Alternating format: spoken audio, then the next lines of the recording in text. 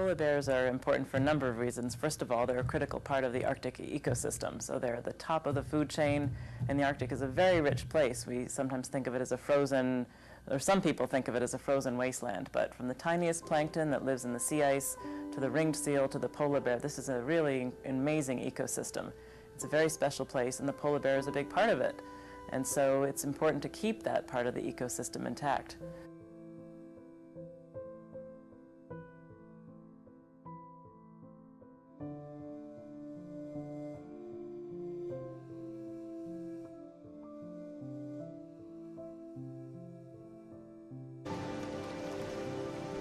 Over 2.5 million square miles of ice has melted away, uncovering thousands of islands surrounded by open ocean.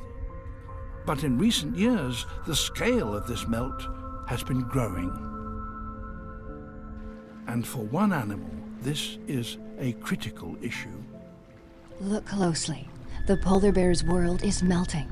Climate change is causing their Arctic hunting grounds to disappear right from under their feet, pushing them to the brink of extinction. At this rate, 2/3 of the wild polar bears could be gone within the next 50 years. The loss of sea ice due to climate change is causing polar bears to have to swim longer distances to find food and habitat, resulting in greater risk to their cubs, who are not prepared for such a journey. Mother bear and her adolescent cub rest on a fragment of sea ice. With the melt, they're forced to swim ever greater distances to hunt for seals.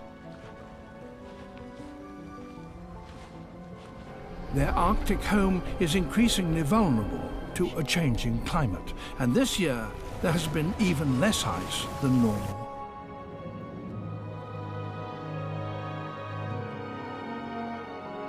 If future melts are as extreme as this one, bears like these may starve or drown, lost at sea.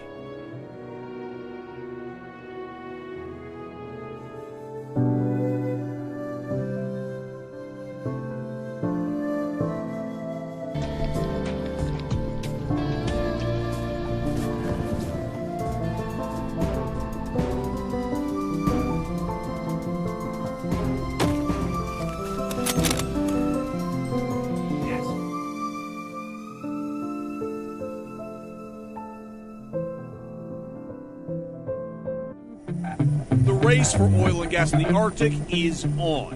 If approved, Shell could be opening up the entire Arctic to the world. Are they ready?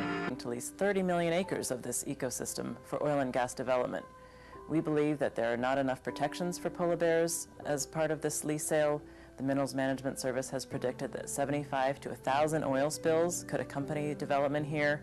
We know that there's not enough technology to clean up oil in icy conditions when there's a spill, and we just believe that there's too much risk and too much at stake if this development goes forward. According to SmithsonianMag.com, high amounts of a pollutant called PCBs are causing polar bears to lose bone density. Is that PCBs are already banned internationally. The reason PCBs and other chemical pollutants are still affecting animals in the polar ice caps is because when chemical pollutants arrive, they arrive as frozen snow and ice. Their studies have shown that pollutants are suppressing their immune systems and lowering females' fertility levels.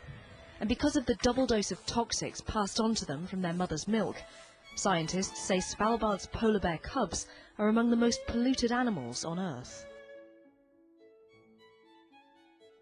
The following are some of the places around the world and projects that are actively trying to help the polar bears in the coming climate change. The Polar Bear Pass National Wildlife Area in Canada's high Arctic was established to protect a key travel route for polar bears during the spring and summer. The Russian Arctic Park has active environmental activities working towards the preservation of polar bears. The Russian Geographical Society's Polar Bear Project is the study and preservation of polar bears in the Russian Arctic. The Wrangel Island Nature Reserve has the highest density of ancestral polar bear dens. Wrangler Island contains a high diversity of habitats and climates. The total reproductive failure of a species in any year is practically unheard of. Traffic is an organization partnered with WWF to help monitor, track, and analyze illegal wildlife trade.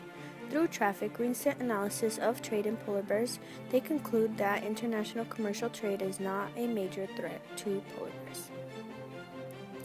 The Rapid Assessment of Circumarctic Ecosystem Resilience, or RACER, is a project funded by WWF in order to identify and map Arctic habitats that are expected to be the most resilient to the coming climate change.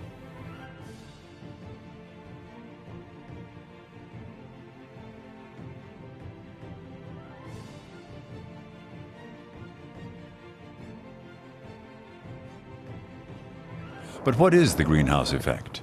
Small particles increase in number, and the result is just like a greenhouse where the glass is too thick.